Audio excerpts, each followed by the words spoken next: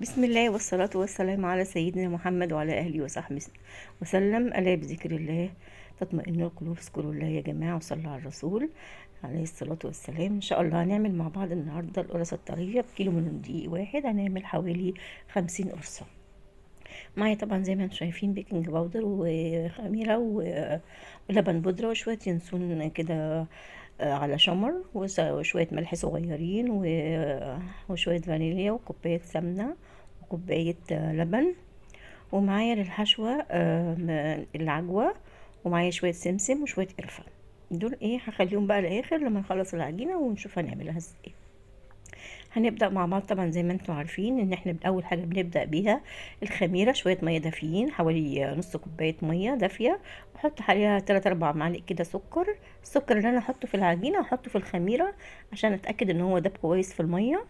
وهحط معاهم معلقة كبيرة خميرة، معلقة كبيرة ممسوحة خميرة، على اساس ان هي تبدأ تشتغل كده وتتفاعل لحد ايه لما نخلص نخلي الدقيق ونحط عليه المقادير بتاعتنا. احط معلقة كده من الخميرة الفورية وشوية صغيرين كده، كمان شوية صغيرين كده بس كده اهوت على حرف المعلقة. وهبدأ اقلب بقى كده واغطيها واسيبها على جنب شوية لحد ما تتفاعل، علشان اتأكد بس ان الخميرة بتاعتي نشطة وشغالة. هركنها لحد ما تتفاعل وتبدأ تعمل وش عالي كده او تعمل الرغوة بتاعتها. هبدأ بقى ادخل الدقيق. طبعا يا جماعة احنا عارفين ان دوت دقيق متعدد الاستخدامات. انا جايباه سايب كده من عند العطار، بحب طبعا ان انا انخله.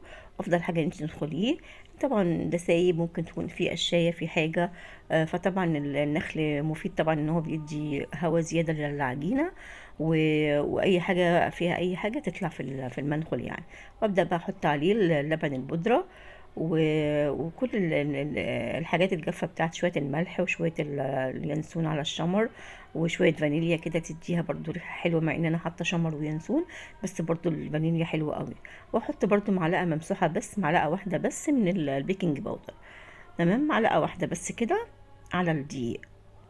وهقلبه كويس جدا بقى لحد ما اتاكد ان كل المكونات دخلت في بعضيها. الملح دخل مع الدقيق مع البيكنج باودر مع اليانسون والشمر وكده. تقلبي كله كده كويس جدا جدا، قلبيه مرتين تلاتة كده لحد ما تتاكدي تضمني ان كله ايه اتمزج كده ببعضه وتختلط في بعضيه. واروح بقى جايبه شويه زيت صغيرين كده. احط ايه يعني قيمه ايه مثلا معلقتين تلاتة كده زيت، لان انا طبعا عم حاطه كوبايه سمنه كبيره. بس الزيت حلو في المعجنات برضو مش وحش. واروح بقى احط السمنه طبعا بارده هي يا جماعه، زي العلبه على طول يا جماعه زي ما انتم شايفين، مش قدحاها ولا حاجه. هبدا الم كده بالمعلقه، اقلب كده كله، ادخل كله في بعضه.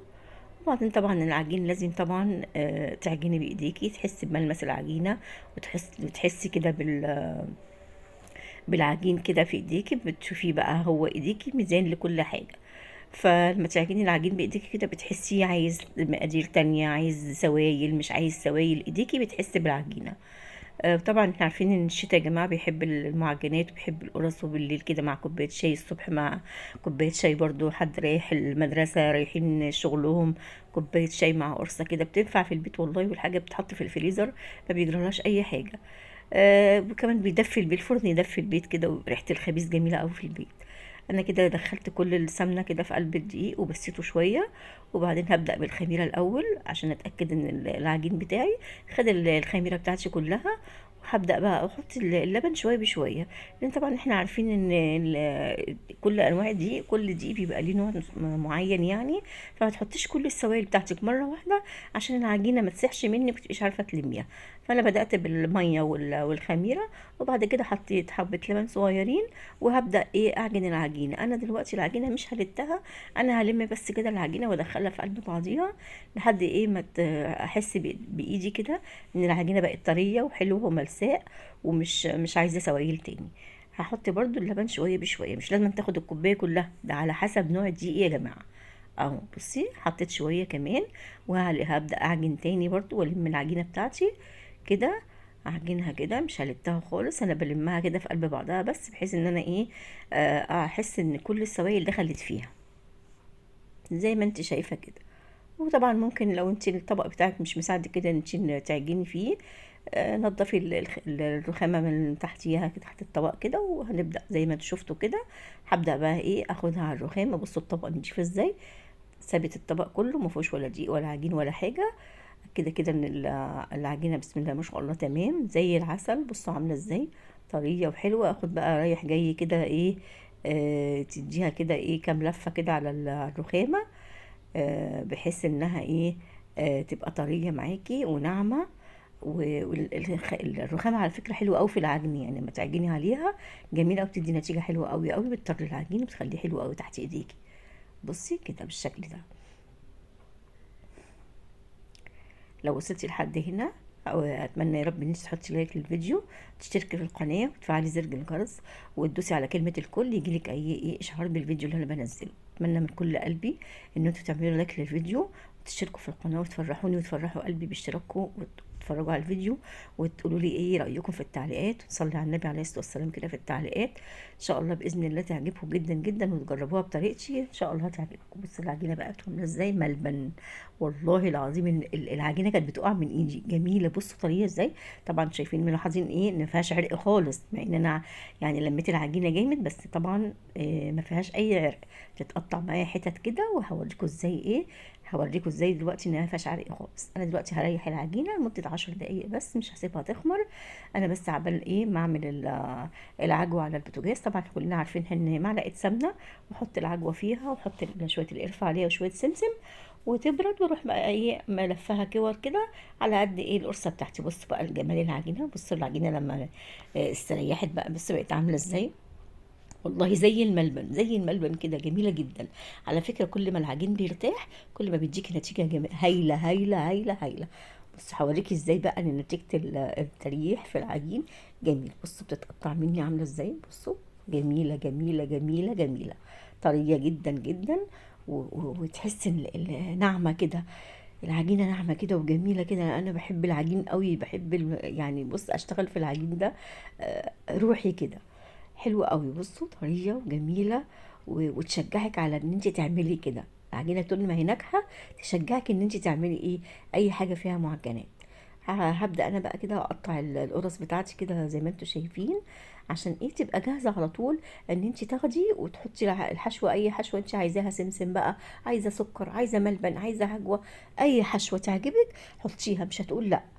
هقطع كل الكمية كده اهوت بتاعتي واروح مغطياها، واجي بقى ايه اسيبها برضو 5 دقايق ترتاح مطرح ايه ايدي ما كورتها. تديكي طريقه جميله جدا.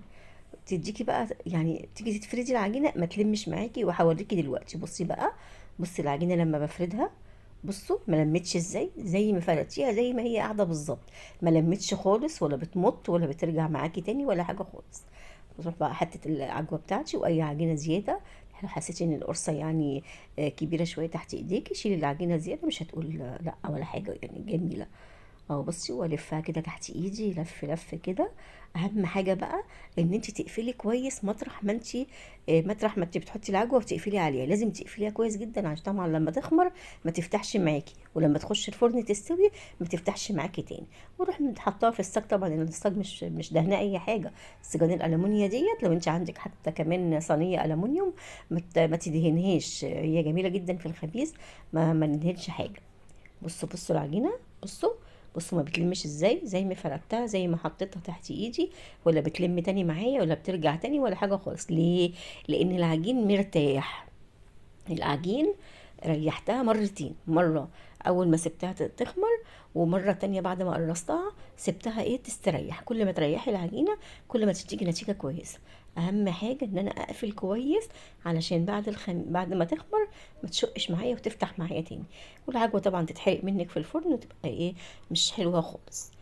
تمام. وتروحي حطاها بقى كده في الصاج وتبطيها كده بايديك، يعني تبططي عليها كده بكف ايدك كده، هتفرد معاكي. وطبعا عايزه اقول لكم ان انت ما تفرديهاش قوي في الصاج، يعني ما تبططهاش قوي في الصاج عشان ايه ما تفردش منك قوي وتنشف في الفرن. يعني خليها دايما يعني ايه تخينه شويه عشان لما تخش الفرن وكده العجوه ما تنشفش جواها. فدي ملحوظة كويسة للقرص الطرية.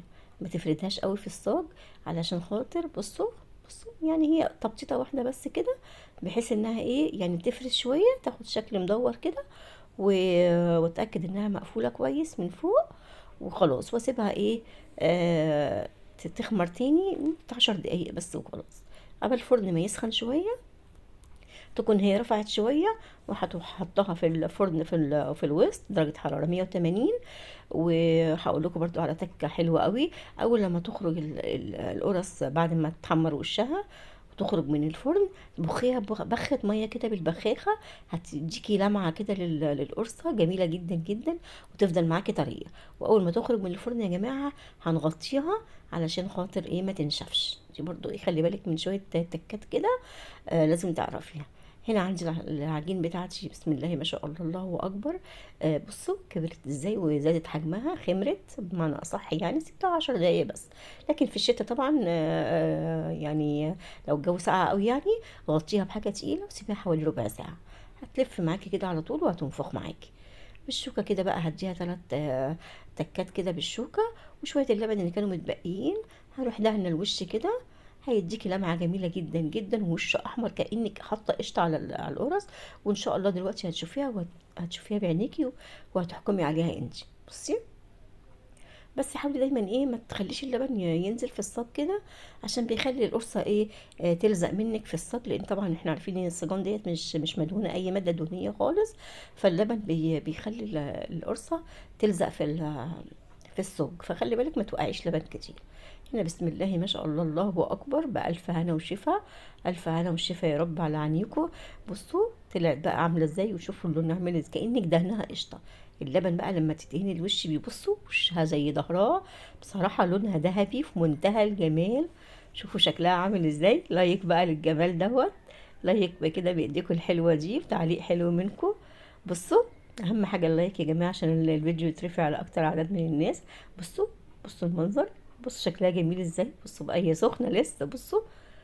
بصوا الدخان طالع اهوت. بصوا طريه ازاي، بصوا عامله ازاي جميله جميله. وريحتها بقى كانت قلبة الشقه. بصوا عامله ازاي، بصوا مفرغه من جوه ازاي وفاضيه ازاي. بصوا العجين مفرغ ازاي مش مكتومه ولا حاجه ازاي. بصوا جمالها. بصوا في منتهى الجمال، ولا العجوه بقى محروقه ولا طالعه من القرصه ولا حاجه خالص. بصوا عامله ازاي اهي في منتهى الجمال. اعمليها بالمقادير بتاعتي والطريقه بتاعتي، ان شاء الله باذن الله تعجبك جدا جدا. واعملوها في البيت كده واملوا بيتكم كده بالخير. في الشتاء كده بيحب الحاجات الدافيه دي، مع كوبايه شاي بلبن كده في السهره كده بتبقى جميله كده. وحاجه في البيت جعانه ومكسره تعملي اي حاجه، قرصتين كده في الميكروف يهدفوا كده ويسخنوا، وكوبايه شاي بلبن كوبايه شاي ساده اي اللي موجود عندك، هتاكلي وهتشبعي وهتبقى كله تمام. بصوا جمالها عامل ازاي.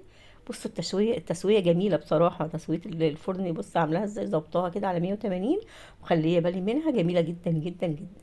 لو انت لقيتي هي من تحت استوت وفوق لسه، شغلي الشوايه. بس خلي بالك تقفي جنب الشوايه، لان الشوايه طبعا احنا عارفين انها بسرعه البرق بتحمر الحاجه. بصوا بقى الجمال. عملت حوالي 50 واحده من كيلو دقيق. اتمنى يا رب من كل قلبي ان الفيديو يعجبكم، طريقه القرص تعجبكم، وتعملوها بطريقتي. تحطوا لي لايك للفيديو وتشتركوا في القناة. ويا رب ما كنتش طولت عليكم، ويكون الفيديو عجبكم. اتمنى من كل قلبي تجربوها بطريقتي وتحطوا لي لايك. واتمنى من كل قلبي ليكم السعادة والتوفيق، وكل سنة وانتم طيبين. والسلام عليكم ورحمة الله وبركاته.